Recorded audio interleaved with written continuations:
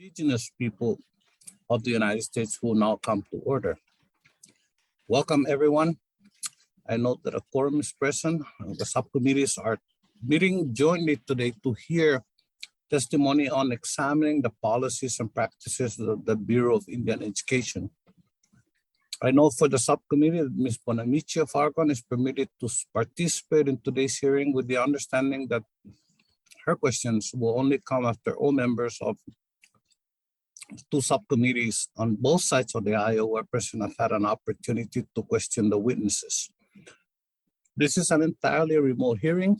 All microphones will be kept muted as a general rule to avoid unnecessary background noise. Members and witnesses will be responsible for unmuting themselves when they are recognized to speak or when they wish to seek recognition. I also ask that members please identify themselves before they speak. Members should keep their cameras on while in the proceeding. Members shall be considered present in the proceeding when they are visible on camera, and they shall be considered not present when they are not visible on camera. The only exception to this if they're experiencing technical difficulty and inform the committee staff of such difficulty. If any member experiences technical difficulties during the hearing, you should stay connected on the platform. Make sure you're muted and use your phone to immediately call the committee's IT director, whose number was provided in advance. Should the chair experience technical difficulty or need to step away, Ms. Ledger Fernández, as chair of the House Natural Resources Subcommittee for the Indigenous People of the United States, or another majority member is hereby authorized to assume the gavel in the chair's absence. This is an entirely remote hearing, and as such, the committee's hearing room is officially closed. Members who choose to sit with their individual devices in the hearing room must wear headphones to avoid feedback, echoes, and distortion resulting from more than one person on the software platform sitting in the same room. Members are also expected to adhere to social distancing and safe health care guidelines, including the use of masks, hand sanitizers, and wiping down the areas both before and after their presence in the hearing room. In order to ensure that the committee's 5-minute rule is adhered to, staff will be keeping track of time using the committee's field timer. The field timer will appear on its own thumbnail picture and will be named 001 timer. There will be no 1 minute remaining warning. The field timer will show a blinking light when time is up. Members and witnesses are asked to please wrap up promptly when their time has expired. Pursuant to Committee Rule 8C, opening statements are limited to the subcommittee chairs and the ranking members. This allows us to hear from our witnesses sooner and provides all members with adequate time to ask questions. I now recognize myself for the purpose of making an opening statement.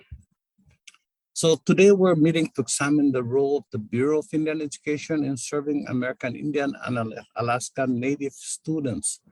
The federal government has a trust responsibility to Indian tribes bound by both the United States Constitution and moral responsibility. Education is a core part of this obligation. Unfortunately, our commitment to faithfully educate and support American Indian and Alaska Natives, or AIAN, students have been marred by generations of abuse and neglect. A report released last month from the Department of Interior on federal Indian boarding schools from 1820 to 1969 found a history of low-quality education, militarized strategies to erase the identity of AIAN students, and physical, sexual, and emotional abuse. Tragically, these actions carried out by the people entrusted to educate our children likely contributed to the deaths of at least 500 American Indians and Alaska Native students. Today, the Bureau of Education, or the BIE, has a key role to play in fulfilling the federal government's commitment to providing a high-quality education to AIAN students. BIE schools honor ancestors and sustain traditions, signaling to students that they belong in school. Research shows that students from underrepresented backgrounds, including AIAN students, have higher achievement rates when cultural specific elements were incorporated into their curriculum. Despite the importance of BIE schools, American Indian and Alaskan Native students are still in need of educational resources and support.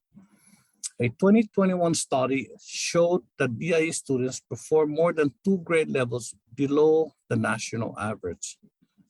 Even when compared to AIAN public school students, BIE students were still roughly 1/3 of a grade level behind. And research confirms that AIAN students experience higher than average rates of depression and suicide.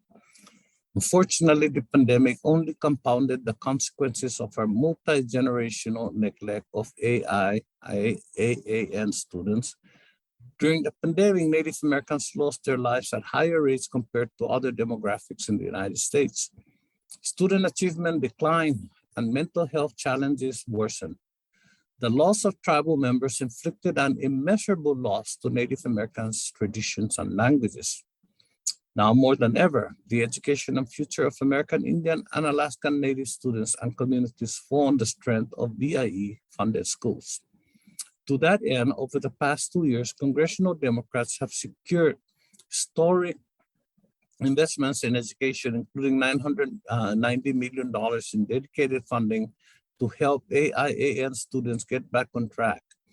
BIE schools can use these funds to protect the health and safety of students and staff, address learning loss, and support students' social and emotional needs. However, we know these investments alone will not solve the underlying issues that BIE schools face. According to the studies conducted by the Government Accountability Office, core management and accountability challenges have prevented BIE from repairing dilapidated school facilities, fully serving students with disabilities, and meeting students' academic and mental health needs. Today, we have an opportunity to examine the steps BIE is taking to fulfill its responsibility to students.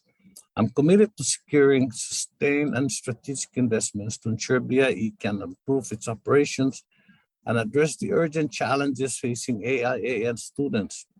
For example, President Biden's budget proposal for fiscal year 2023 called for $1.6 billion for the BIE, a $500 million increase above the fiscal year 2022 enacted level, including more than $890 million for K-12 education. These investments are not only critical to the education of our nation's students, but to the future of American Indian and Alaska Native communities and our constitutional commitment to them. So thank you again, Director Dearman, for your service to AIAN students, and I look forward to our discussions alongside Ms. Shirwa of the Government Accountability Office. Thank you, and I now recognize Ranking Member Mr. Owens of Utah for the purpose of making an opening statement. Mr. Owens, please.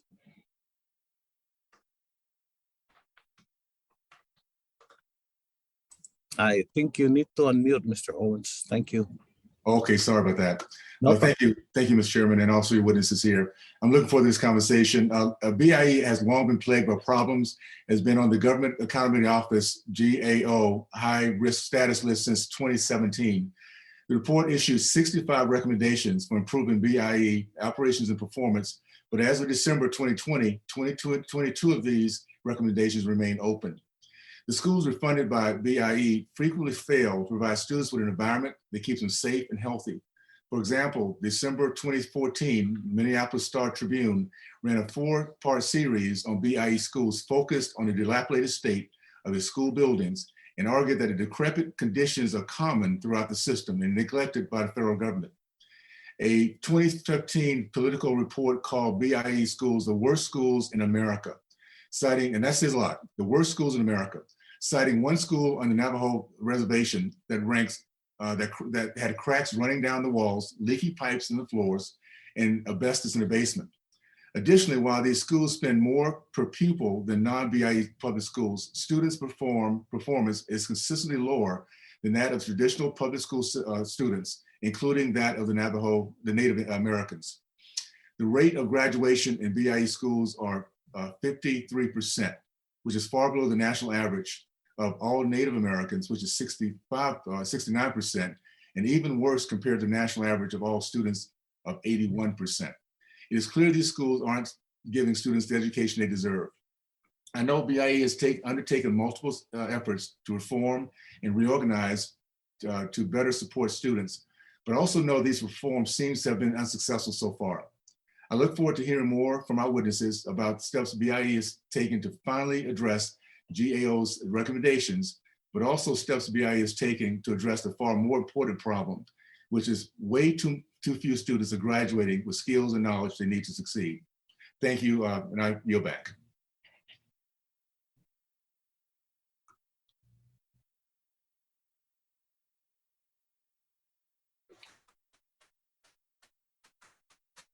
Chairman, you're on mute. Yeah, thank you. Thank you, Mr. Owens. I'd now like to recognize the chairwoman of the subcommittee, House Natural Resources Subcommittee for the Indigenous People of the United States, Ms. Ledger Fernández of New Mexico, for the purpose of making an opening statement. Ms. Ledger Fernández, please. Thank you. Thank you so much, Chair Sablan and Ranking Member Owens. And also I would like to thank SCIP Ranking Member Representative Opal-Nolte. We are all gathered here with the interest of education for our Native American children or Alaska Native and Hawaii Native children. I can tell you, I visit with Native American leaders across my district and across this country regularly. We talk about lots of issues, but without fail, tribal leaders will bring up education. Ms. Ledger Fernández, delivering quality education that also is rooted in cultural values and the linguistics of the tribe. Last month, am I breaking up? Yeah, actually, Last month I heard from one tribe in Washington that worked with schools so that the tribal students are now taught tribal history. And yeah, I think we've lost. I think with Ms. Ledger Fernández, I think we've lost her. Can staff give me an update, please? Chairman Sablan, I still have Representative Ledger Fernández's connection to the platform. However, I think it is bouncing between strangling bandwidth for video and audio. I have visual confirmation of Chair Ledger Fernández back on the platform. However, I do not have audio confirmation from Chair. Is the connection cutting out, Mr. Chair? Yes, Chair Ledger Fernández, Yeah. your connection is breaking up. It is switching between video. Here's what we'll do. We'll go to Mr. Opal-Nolte and come back to Ms. Ledger Fernández, please. Mr. Opal-Nolte, sir, your opening statement. Thank you. Oh, thank you very much, Chairman Sablan and Chair Ledger Fernández. I appreciate your rescheduling today's hearing, a very important hearing. It's disappointing, I know, for all of us back in May that we had some technical challenges that required it to be rescheduled. And unfortunately, it looks like we're having some technical challenges with the hearing today. You know, this is an oversight hearing. One of the reasons why it's so important to all of us, but also I think underscores the importance of trying to get back to a schedule of in-person hearings. These technical challenges, I think, are frustrating for not just us, but for our witnesses and for the members of the public that watch. And I think we're more effective as an oversight body when we're sitting on a dais in the same room. We can see each other, we can see the witnesses, they can see us. And so I'm hopeful that we can get back to a schedule of in-person hearings. So today, obviously, we're examining the policies and priorities of the Bureau of Indian Education. This is something that is of critical importance to everyone on this committee, charged as they are with providing educational support to the more than 30,000 students who are located in or near Indian reservations. Now, I want to thank you, Mr. Chairman, for including the Government Accountability Office in this hearing. Originally, I think they were not scheduled to be included, and their input is going to be critical to our deliberations here. As we have heard The GIO in 2017 included the BIE on its biannual high-risk list of federal programs that are especially vulnerable to waste, fraud, and abuse or mismanagement, or that need transformative change. Obviously, given some of the statistics that we've seen quoted, this designation by the GIO was not a surprise to those in Indian country. The BIE has just been facing challenge after challenge, spanning back decades. So to be clear, we in Congress have an oversight responsibility towards agencies like the BIE. That oversight does not have to be adversarial. I think that we're all on the same team here. We want to empower the BIE to do their mission and improve the quality of the education that we're providing to these students. But there are still challenges that remain. Of those 39 open GAO recommendations in 2017, as of the latest report in January of last year, there are over a dozen of them still outstanding. So obviously we have some work that still remains ahead of us. So I'm hopeful that the inclusion of the GIO in this hearing will enable us to work with the BIE and try and solve some of these problems. Before I yield back, I want to talk about how encouraging it is to see the bipartisan nature of the cooperation on this committee, especially with respect to the GAO, and I'm hopeful that continues. I think the inclusion of other outside witnesses is very helpful to the business of the committee. It certainly improves our transparency, and I think it improves our ability to enhance accountability throughout the entire process. So I'm hoping that we're going to continue to be able to work together on a bipartisan basis in that way. Looking forward to the hearing, and Mr. Chairman, I yield back. Thank you, Mr. Obenarty. We'll circle back to the chairwoman of the subcommittee for the Indigenous people, Ms. Ledger Fernández. Please, your opening statements again. Thank you. Thank you so very much. And I think I might be breaking up again. This is the issue of when you're in Indian country, we don't really have great broadband. Can you hear me now? No, I'm sorry. Teresa, I think it says your bandwidth is low, so you're coming in and out.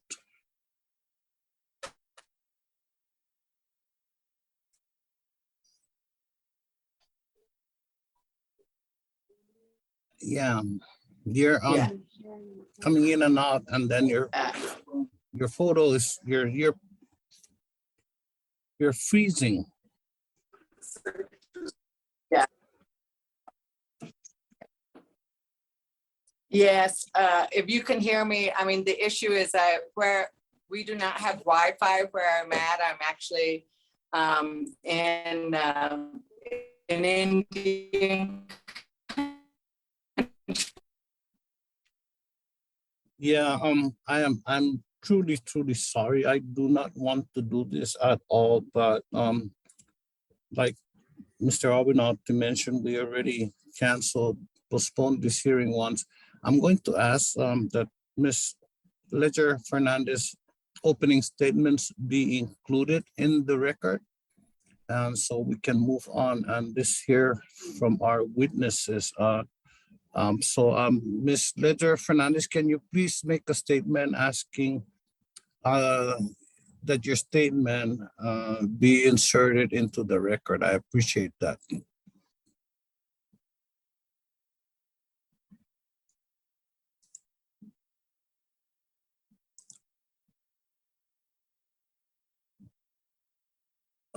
Now think we have lost.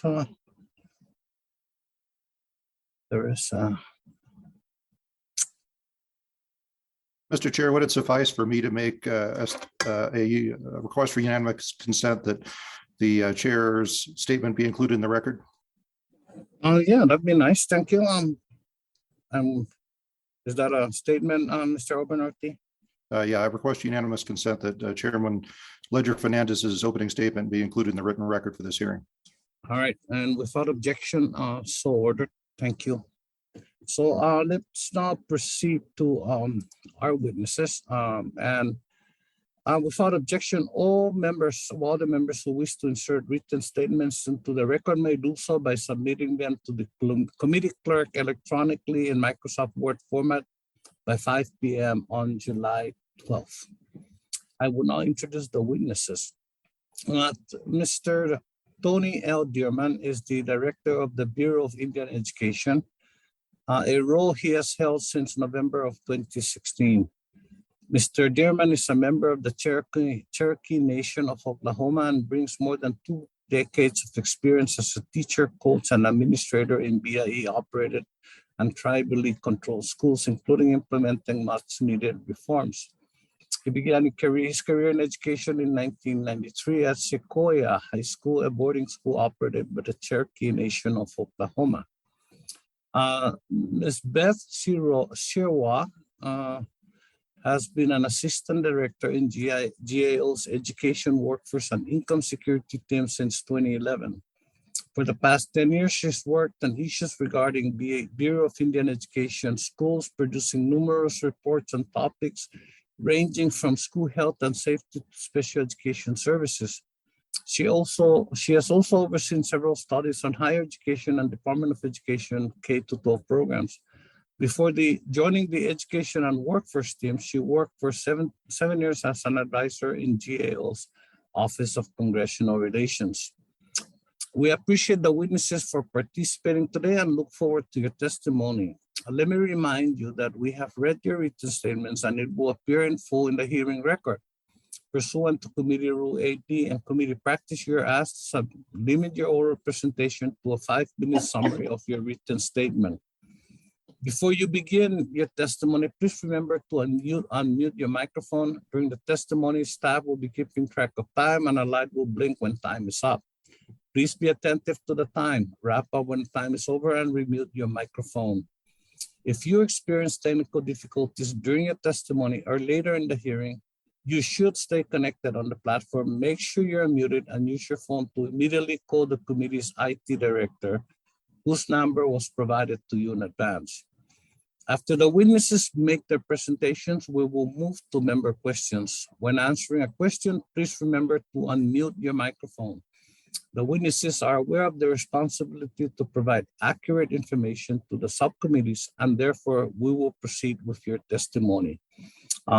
Assistant Director Sirwa, please, you have 5 minutes. Thank you very much.